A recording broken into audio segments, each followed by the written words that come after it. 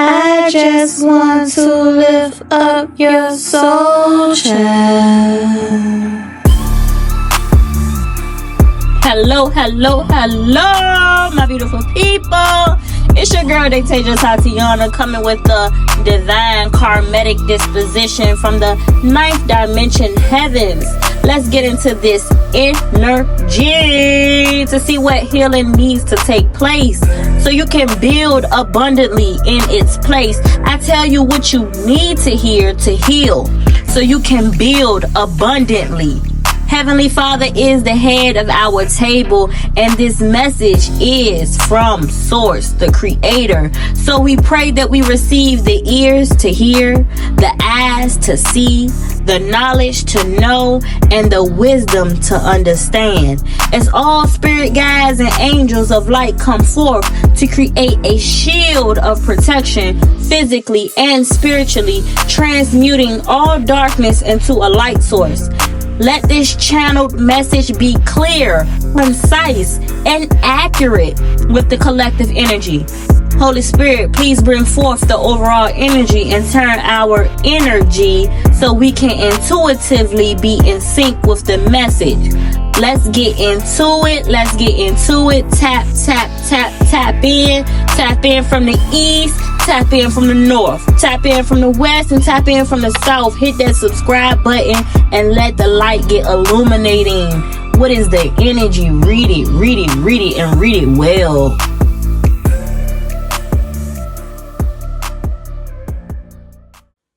Yeah, so you deal with like the spirits of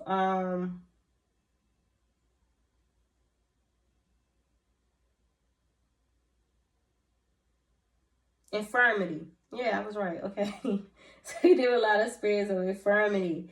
A lot of unclean spirits too. Yeah, so you deal with the spirits of lethargy. A lot of unclean spirits. Then you might go to another geographical location and you may be dealing with a lot of like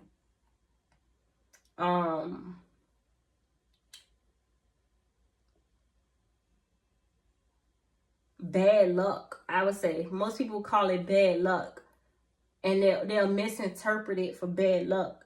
But honestly, what it is a lot of unclean spirits having to do with like divination and familiar spirits and things like that, like spirits of discord and spirits of heaviness.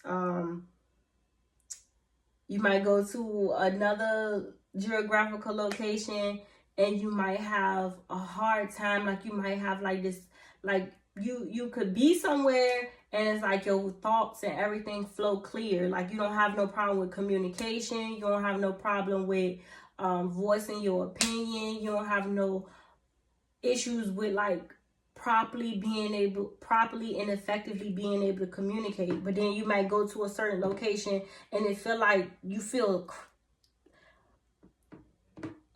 like the cat got your tongue. And you're like, why do I feel like this? Why can't I speak properly? Why can I communicate properly? Why can I communicate effectively?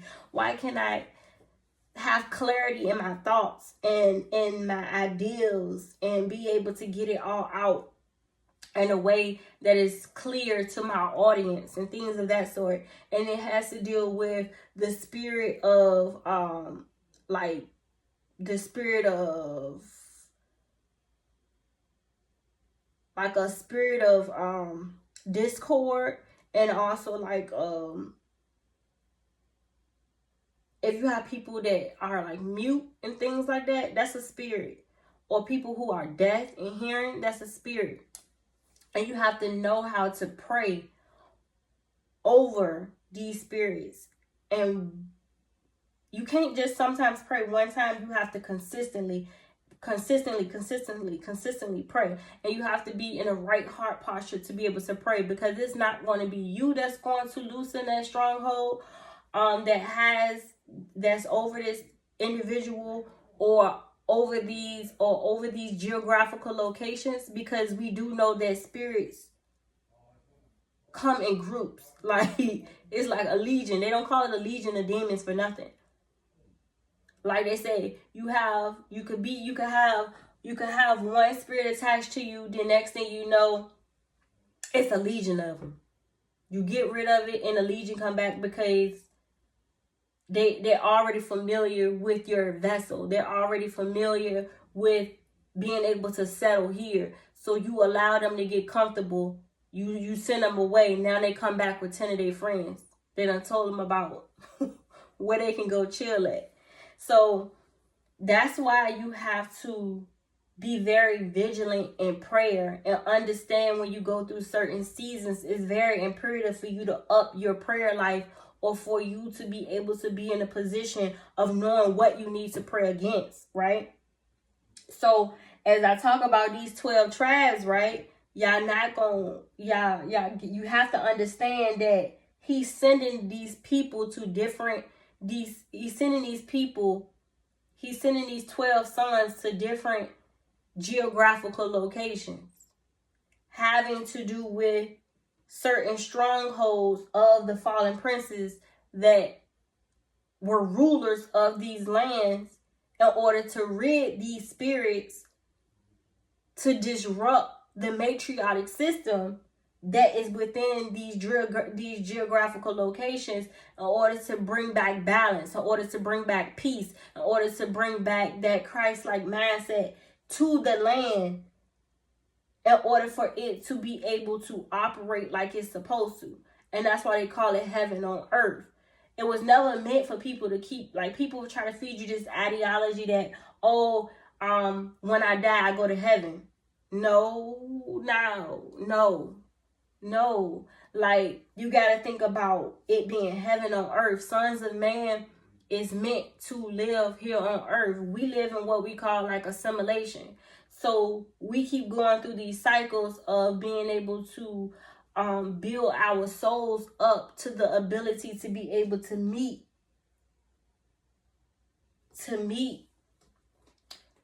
our soul's purpose, so that we can be able to experience heaven on earth.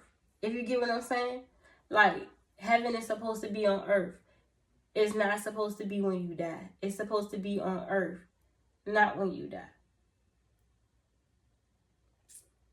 So that's what we're supposed to be working towards, bringing heaven to earth. It was never meant for us to live. It was never meant for us to reside in heaven with the sons of God. It was meant for us to reside here on earth like Elohim created us to be. Immortal. But we have to get back to that place. So basically what Jacob is doing is basically blessing his 12 sons, but also giving each one of them a mission. You see, with Reuben, he already created his destiny. His destiny, basically, he casted himself down to having to him, and also his civilization, and for him and his tribe of people within the Reubenites to have to deal with the spirit of whoredom, the seducing spirit, the perversive spirit, the promiscuous spirits. All of these unclean spirits is what Reuben would actually have to deal with. Spirits of jealousy, because you see, once one comes, the other can come. It brings on other different things. You see what I'm saying? It brings on other different strongholds that one has to deal with, right? It's called overcoming darkness. So Reuben already basically laid his playing field out. So that's what he's going. Him and his tribes are going to have. This is what him and his tribe is going to have to overcome, because he done already set it up that he already chose his destiny. So they will have to overcome that. Simeon and Levi, having to do with their violent and cruel nature, they basically already set it up what it is that their tribe is going to have to deal with. And that's going to be the spirit of the spirit of haughtiness, the spirit of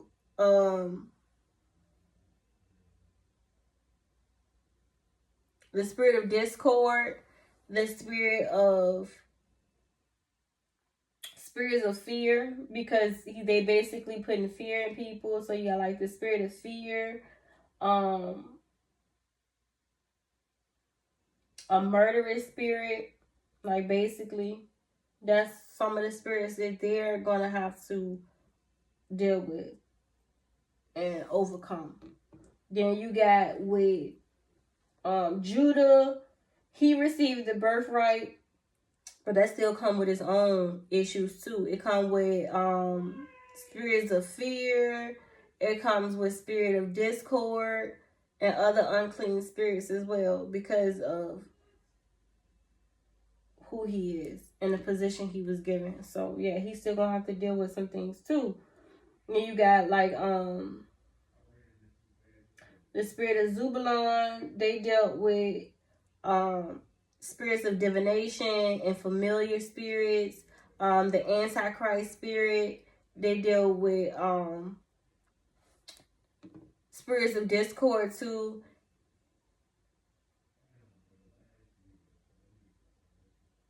Yeah.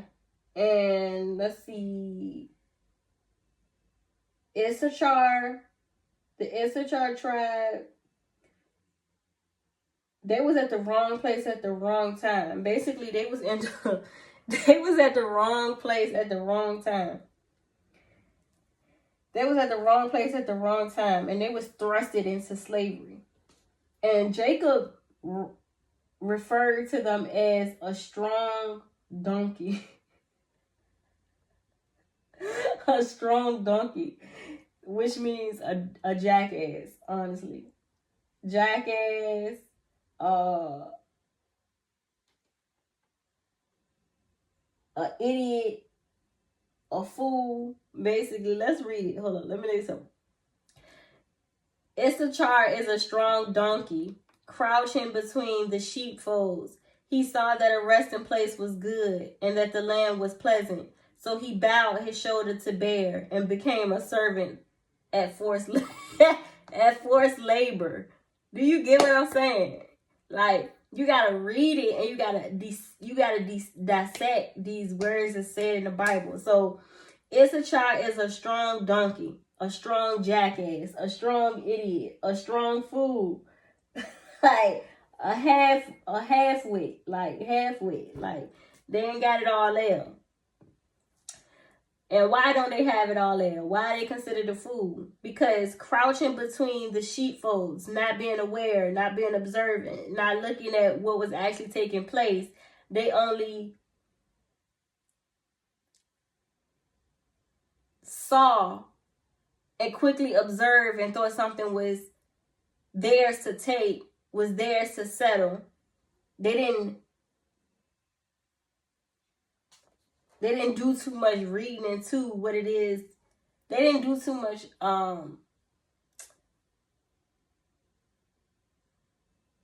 reading into where it is that they were settling at.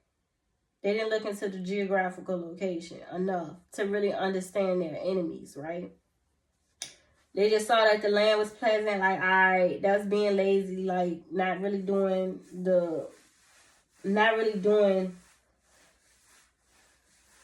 a full look through to see what it is that they was dealing with. They just saw that the land looked pleasant, and they like, we just gonna stay here.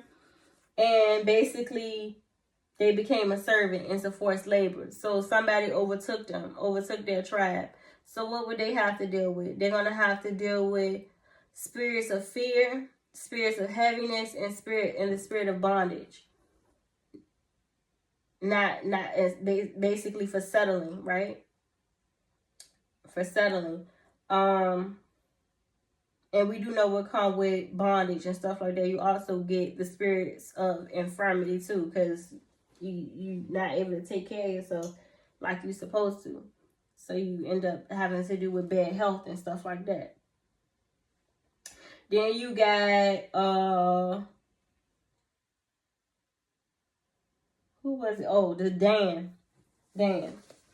And I want y'all to kind of, we're going to be focusing on, I'm going to tell y'all the two that we're going to be focusing on and why we're going to be focusing on that and why it's so important.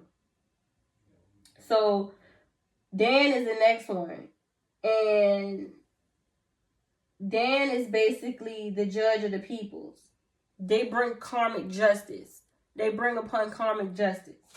So, not looking at it from a physical standpoint, like you go to court and then you got your lawyers and, you know, you got the judge there, you know what I'm saying, and the prosecutors, like, no.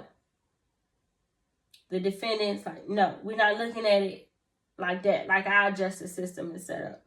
No. Like, from thought, yes, but no.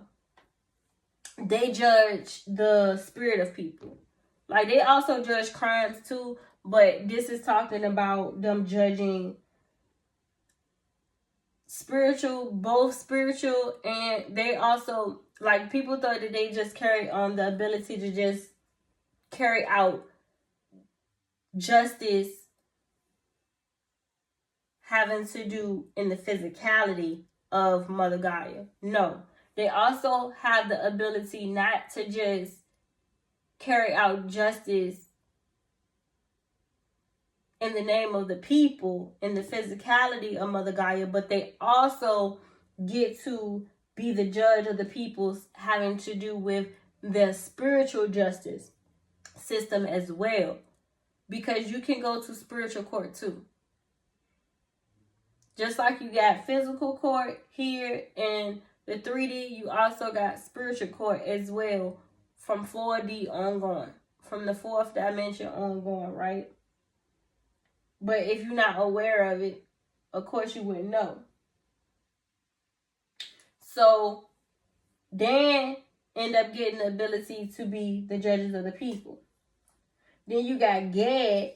They overcome obstacles and triumphs. So they dealt with a lot of, so Dan, they deal with a lot of all types of spirits because they basically bring karmic justice. So any spirit that come upon, spirits of infirmity, spirits of jealousy, spirits of haughtiness, spirits of discord, spirits of whoredoms, any seducing, perversive, promiscuity, spirits of divination and familiar spirits, antichrist spirits, unclean spirits, dumb, mute, deaf spirits, spirits of lethargy. Like, they have the ability to bring karmic justice on people who carry these spirits and also the spirits themselves as well, right? Then you got Gad, right? So the tribe of Gad, they deal with a lot of obstacles and triumphs. So, anything has to do with unclean spirits or people trying to overtake them into bringing them into like into bondage and things like that. And spirits of heaviness, spirits of infirmity, they deal with a lot of spirits of haughtiness. They deal with a lot of that. So I call the tribes of Gad, I call them the great warriors, right? The great warriors. And with Gad, they are a smaller tribe, but don't get it confused. These are great warriors. So if you ever wanted to know more about the tribe of Gad, just know that they are great warriors, right? And I don't know why, but Holy Spirit is telling me that when it come up, we're going to reference the tribe of Gad. The tribe of Gad, but not in this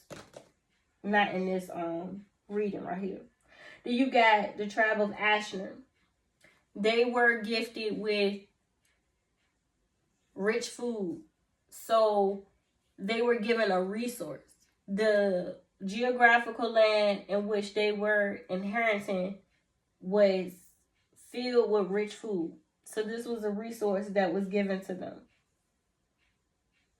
So I'm pretty sure when it came down to trading, to trade and things like that, when it came down to like agriculture, I'm pretty sure they was very prominent and having to do with a lot of people looking to trade amongst the Asher tribe.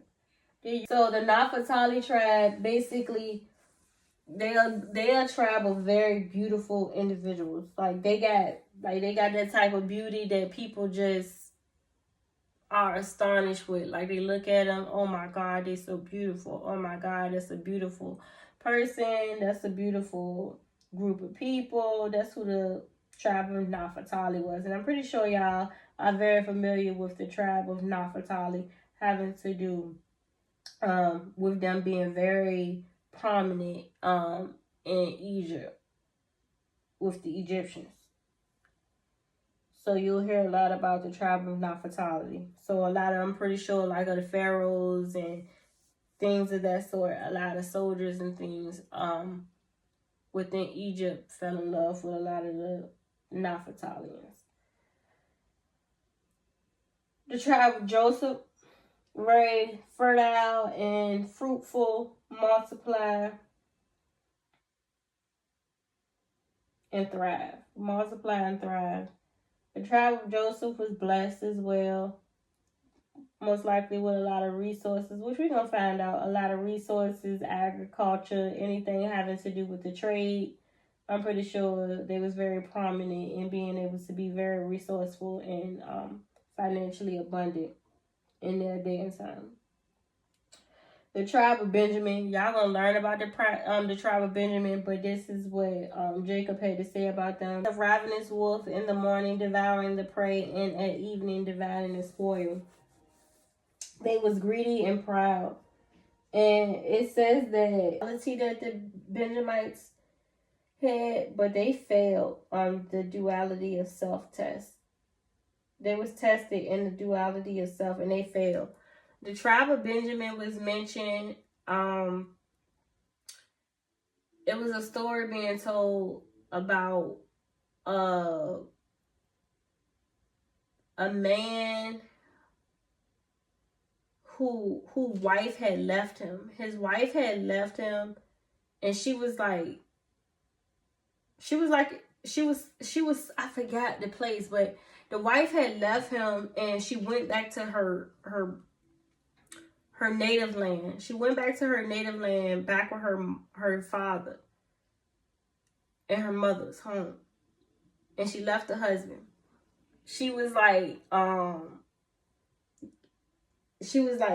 dealing with like the spirit of perversiveness, impressment, of promiscuity. The husband went to go get her and retrieve her. The husband went to go get her and retrieve her from her native land.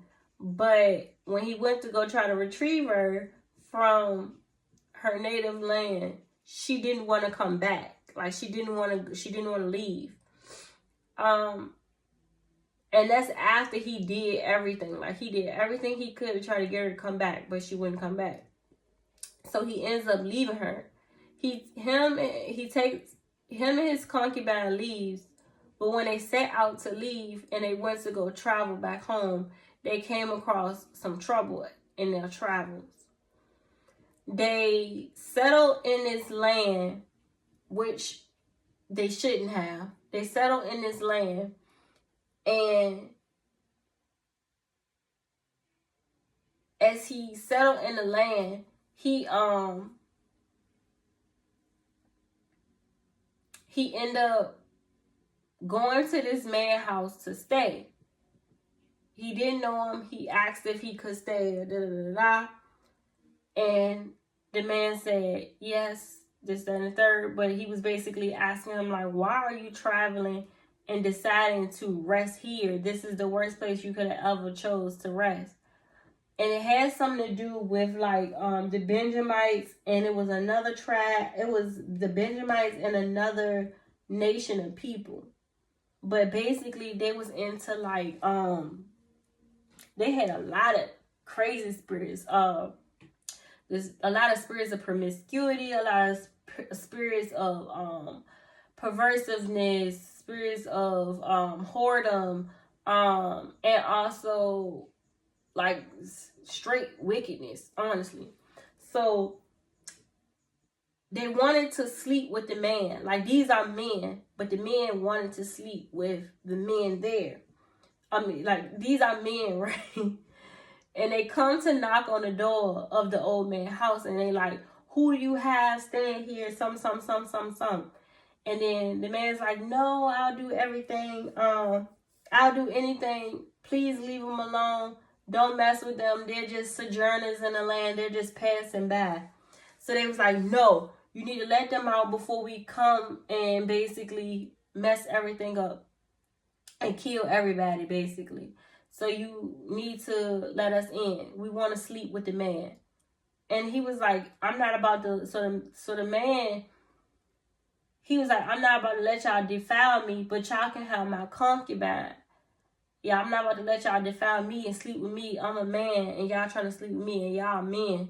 Like, nah. So I'll let y'all have my concubine. And I hope that this will be enough. So basically, he ended up sending his concubine out there, basically. And they basically were like a train on her. They, like, basically harassed her, slept with her, basically, and terrorized this lady until basically she died.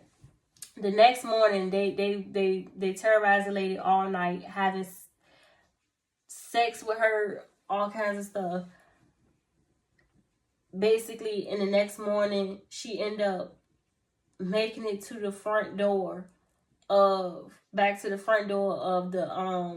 man house who they were staying at. And when they opened the door, she had died right there. So when the man was like, when I get back home, I'm going to tell basically the tribe of Dan what happened. I'm going to tell them what happened because justice need to be brought on this situation. I'm going to tell them. And y'all know that the tribe of Dan is basically like the judges or whatnot. So he goes back to his native land. He goes back home. When he make it home, he ends up telling all the other tribes of Israel what happened. They basically bring justice to the situation, and basically this is when the Benjamites end up basically losing their right as being able to say that they were one of the tribes of Israel. That's how it went from 12 tribes to 11 tribes, because one of the tribes basically got disowned. The Lord was like, I'm not having it. I'm not having it. And they got all of their rights stripped from them, right? And then they end up, the Benjamites were so mad because they didn't want to give in that they end up going to war with them. They went to war with them, and I think it ended up being like 400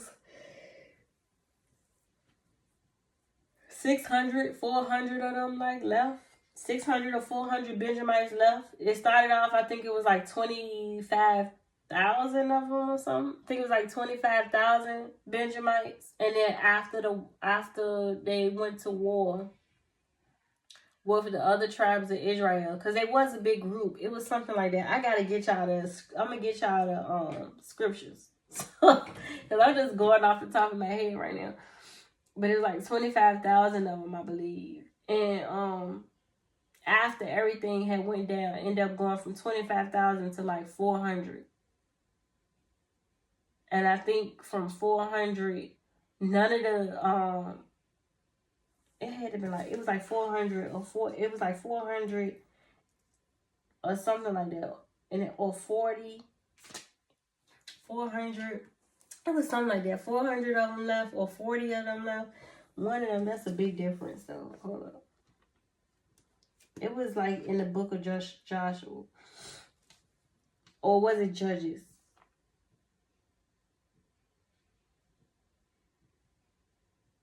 Oh yeah. Okay. Oh yeah. Okay. Yeah, it was the book of Judges. That's what it was. And this talks about the tribe of Dan.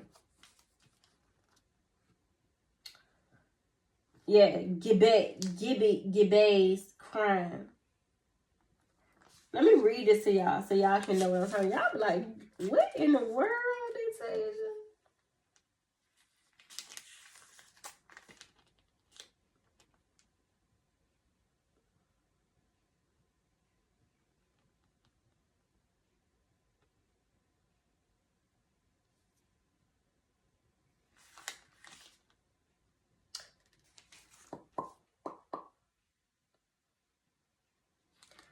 it starts at chapter 18 and it goes all the way to chapter 21. Judges chapter 18, I say, to chapter 21. But let me see. They started off with, let's see, because they really thought they was about to win this war. And it was so funny. I was tripping. Oh, it's 400,000. So, all right, it was 400,000 of them. And this was the tribe of Benjamin. It was a lot of them, though. It was a lot of them. I remember it. Okay. I know it was a lot of them. So, it was like 400,000 of them. It was 400,000 of them. It went from 400,000 to 26,000. From 26,000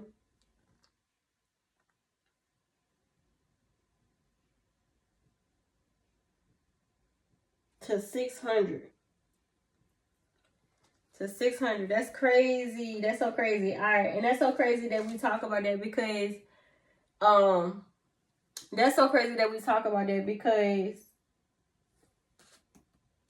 the number 4 and the number 6 is prominent in this reading. The number 4 and the number 6 is prominent in this reading.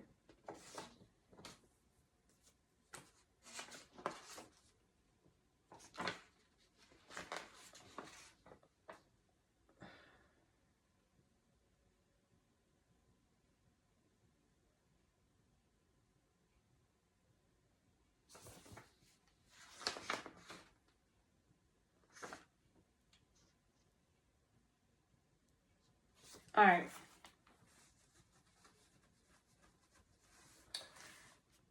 Yeah, so that talks about the tribe of Benjamin, y'all. So read Judges chapter 18 through 21. Y'all gonna be like, Tasia, oh my God. I'm gonna start reading like certain chapters. I probably do that on a whole separate what you call. And I'll read it for y'all, the story. So y'all can have it. But yes, it's very interesting. So that's the tribe of Benjamin. And that makes up the 12 tribes.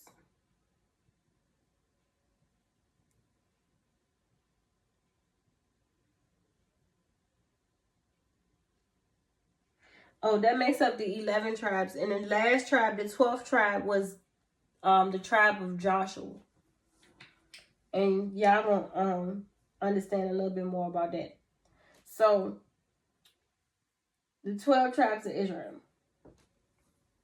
So then it also, keep that in mind, we talk about 12 tribes of Israel and about the significance of how Joshua basically lined them up for basically what they're basically about to walk into, the trials and tribulations they were going to have to overcome as a people, and also basically what their place was and the things that they will come against and have to basically overcome in order to be able to walk into their promised land. But this is what they were promised. So that's the promise. Then Holy Spirit brought to me about the dam. The dam is spoke about in Genesis 25:3. And I never took notice to this, y'all, until this was brought to me through Holy Spirit. And it kind of went crazy because, all right, in the Strong Concordance, H42:16, and Strong Concordance, H38:17. In the Hebrew literature, it goes to say Lumim having to do with the peoples and the nations. Luam also is the root, and it also have to do with the ethnos. Right? We'll talk more about that. This goes into more about basically the people of the Dan. This Strong Concordance talks about the lioness, the proper name of a people, as the son of the Dan.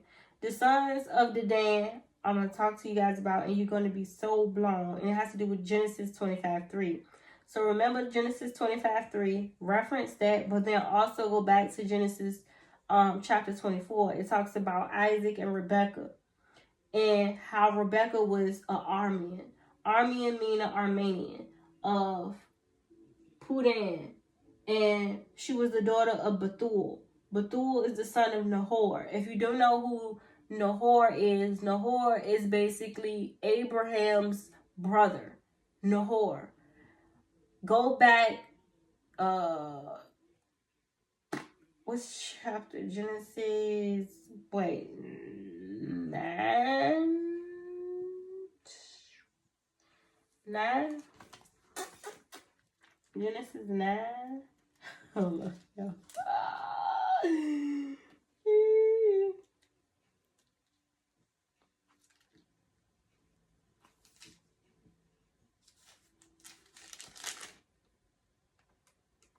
All right, Genesis 11. Genesis 11, chapters 27 through 32. Okay, so go back to Genesis 11, chapters 27 through 32.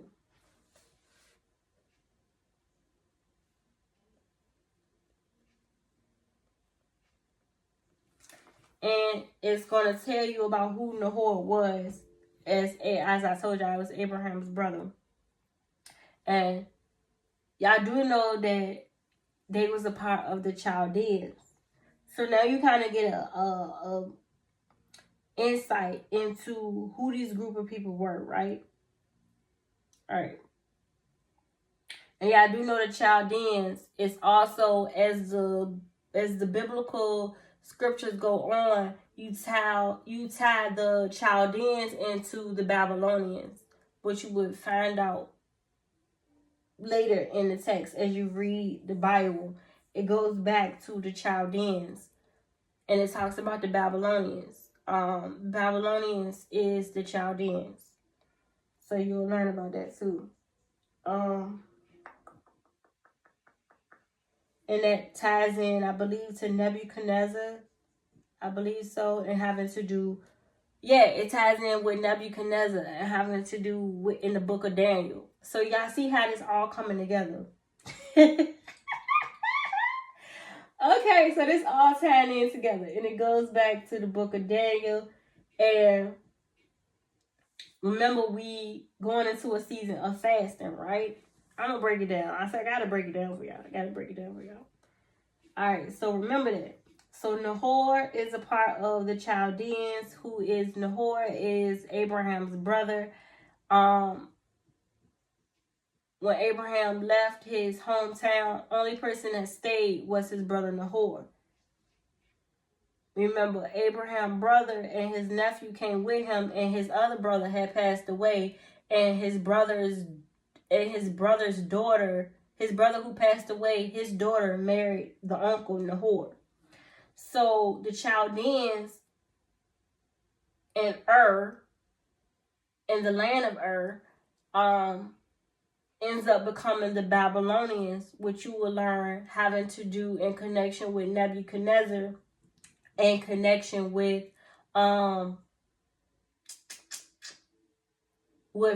Daniel in the book of Daniel. And we are going on a Daniel fast. And that's about to take place. It's so crazy. All right, so that's coming together. Okay, Lord, where are you going with this? Because I definitely do not know. Where are you going with this? Okay, we're going to let you lead. All right. So, in Genesis 25, because we get into 25:3, because I need y'all to know who the people are that we're talking about when we talk about the sons of Dedan. So in Genesis 25, Sarai passes. Abraham's wife Sarai, she passes away. But Abraham takes a new wife. I don't know if y'all ever knew this or ever paid attention, but Abraham takes a new wife, Keturah. He takes a new wife, Keturah. She bores to him Zimran, Jokshan, Median, Ishbak, and Shaua, right? So he takes a new wife and he has 6 other kids. aside from Isaac. Y'all do know that Isaac was very prominent because Isaac was Abraham and Sarai's son, because Sarai was barren. She could not have kids, and Elohim blesses Sarai at an old, very old age with Isaac. They got blessed with Isaac. Abraham had already had a son, Ishmael, before he had Isaac, who was with the servant of Sarai, Hagar, right?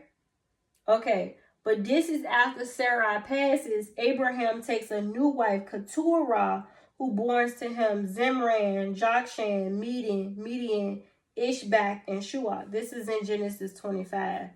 And this is very important, so I really wanted to touch bases on this because I never paid attention to this before.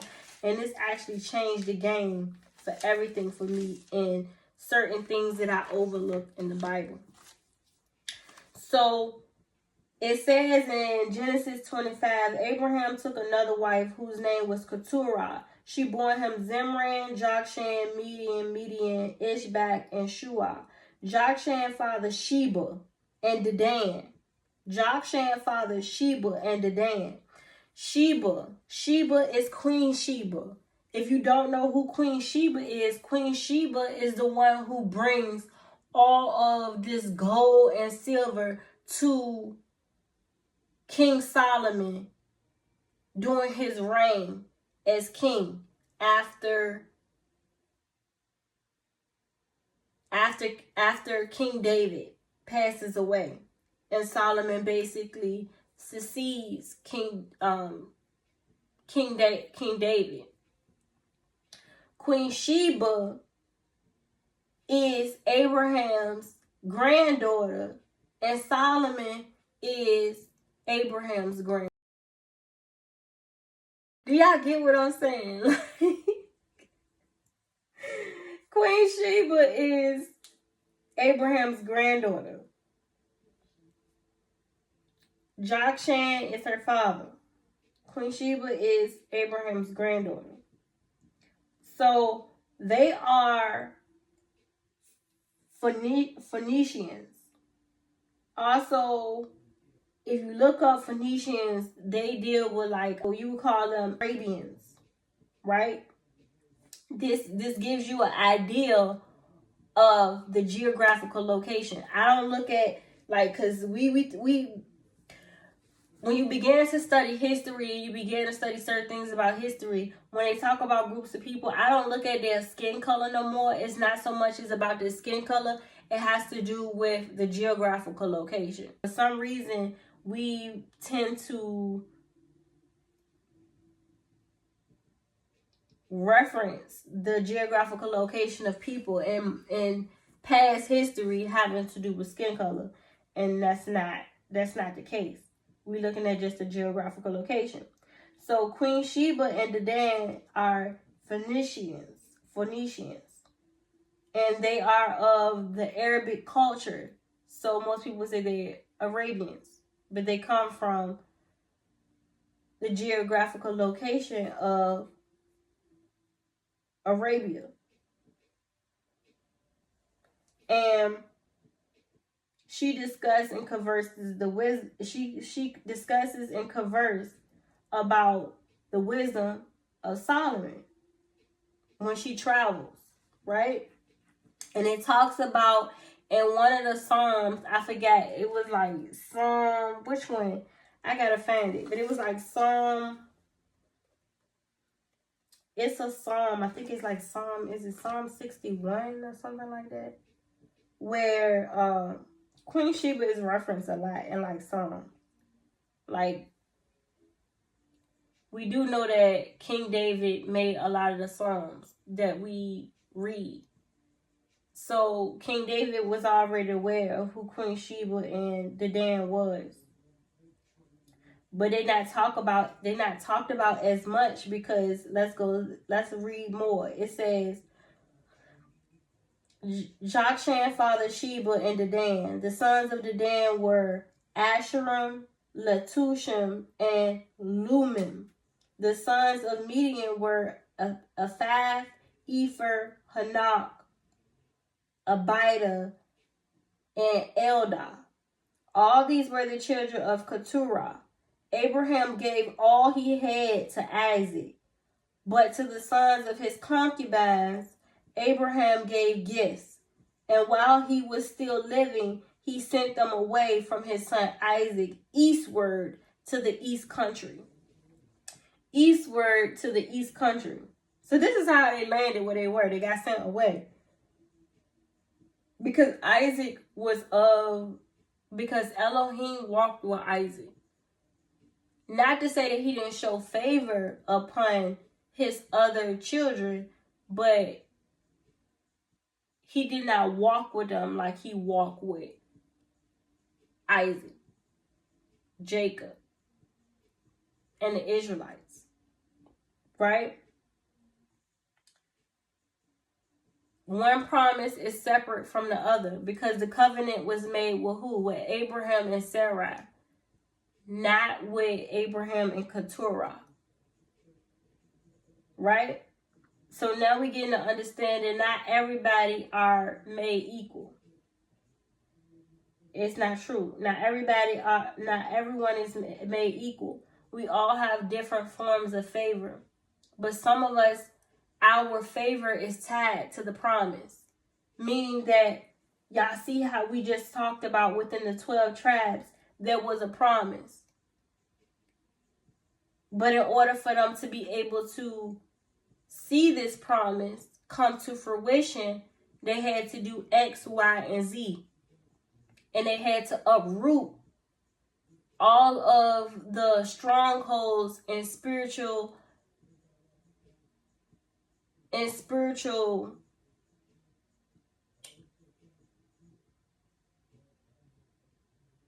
wickedness